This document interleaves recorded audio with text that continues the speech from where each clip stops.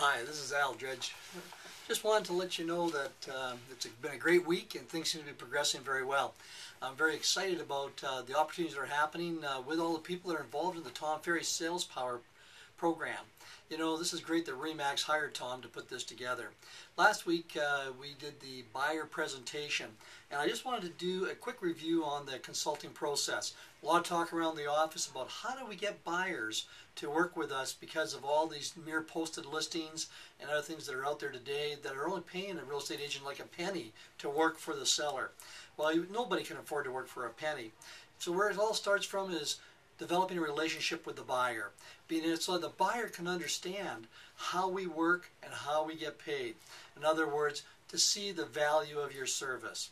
Well, in the buyer consultation process, there's about 10 steps, 10 points that you can use to show the buyer how you're going to work for them, and then you can discuss exactly how your fee works and what it is that you need for you to be able to stay in business and provide a roof over your head and some groceries so that you can eat. Well, in that process, once you've talked to the buyers and you've done all your marketing to create the buyers to call you, then it's the come into the office. Let's meet.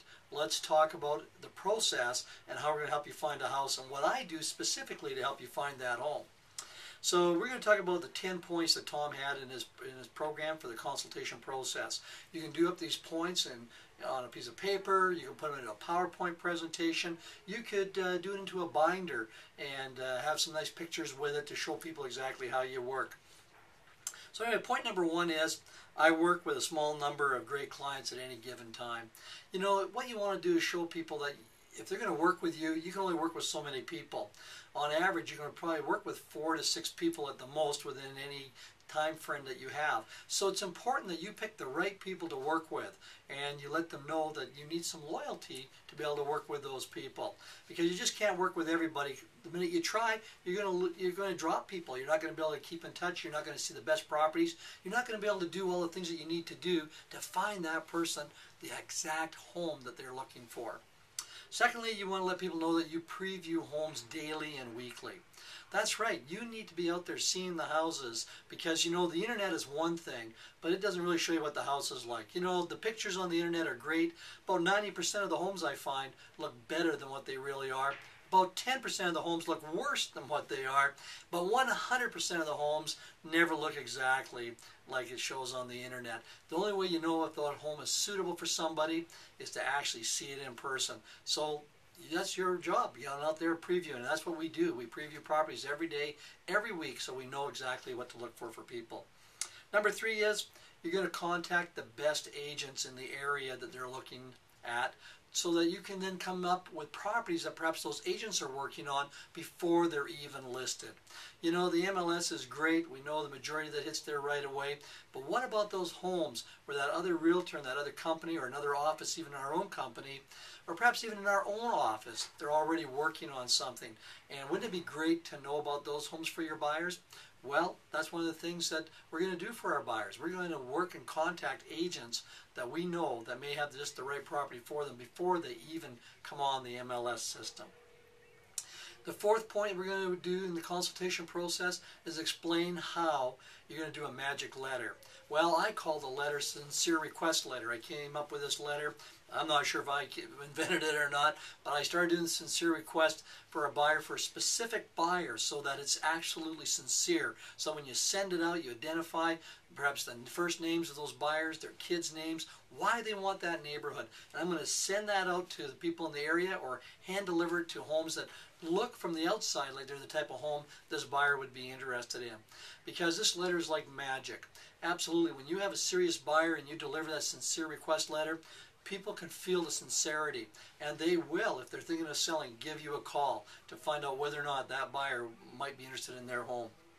Number 5 is that, you know, what you're going to do is you're going to check with bank-owned properties, distressed sales, perhaps sales of homes that are coming on the market where people really need to sell because they've been transferred or they've already bought another house. So you're going to check out and research those type of homes for your buyers as well.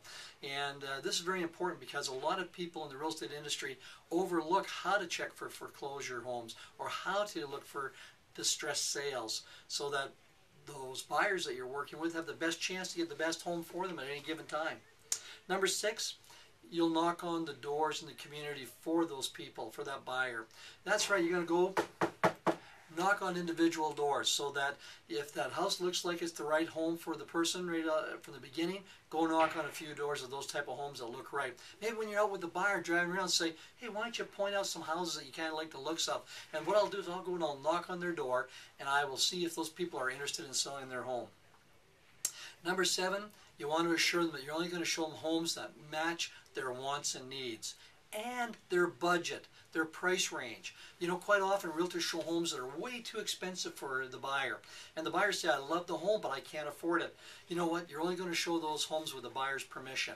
But you're going to show them the homes that they want, that meets their needs, and fits their budget, so that it's the ideal situation. You're only going to show them the very best homes. Therefore, you might not have to show them more than 3, 4, or 5 homes before you found absolutely the best home.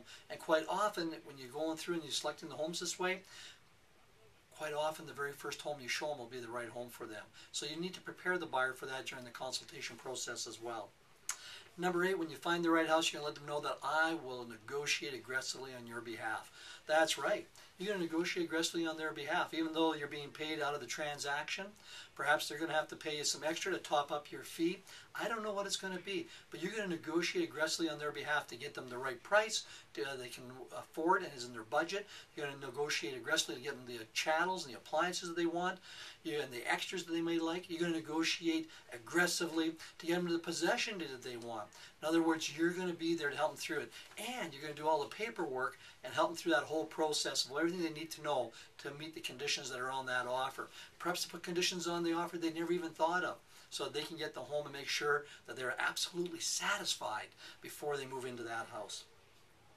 Number 9, you're going to work with their lender or any other affiliates they have, their home inspectors, their lawyer, perhaps renovators, to get an estimate so that they can include renovation costs into their mortgage.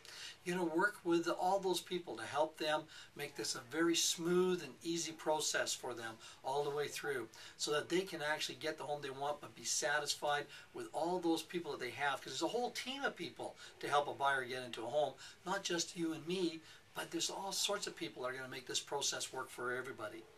And finally, number 10 is that, you know, buying a home can be stressful. So you're going to make it as easy as possible. You're going to cut through the red tape. You're going to expedite the paperwork. You're going to make this as easy as possible for them, but you're going to make sure that you've dotted all the I's, crossed all the T's, that you've just made this a process where they've been so happy that in the future, what your hope is that they will pick up the phone, call you, and actually say, hey, would you please call so-and-so? I told them about you. They're expecting your call, and I know you'll do a great job for them because you did a great job for me. So that's the 10 points in the buyer consultation process. Put them into your own type of presentation. If you need some help looking at it or working through these 10 points, by all means, give me a call. I'll be very happy to work with you on it. Tomorrow's session is on the listing presentation. I look forward to seeing you tomorrow. We're going to have a great week again. We're halfway through. We're starting the last half of the session. Boy, it's going by so fast. It's going to be fantastic. I look forward to it. We're going to continue to crush it because the market is rolling good, and you are number one. You are the ones who are making it happen around here, and I'm so darn proud of you. See you tomorrow morning, 9:30.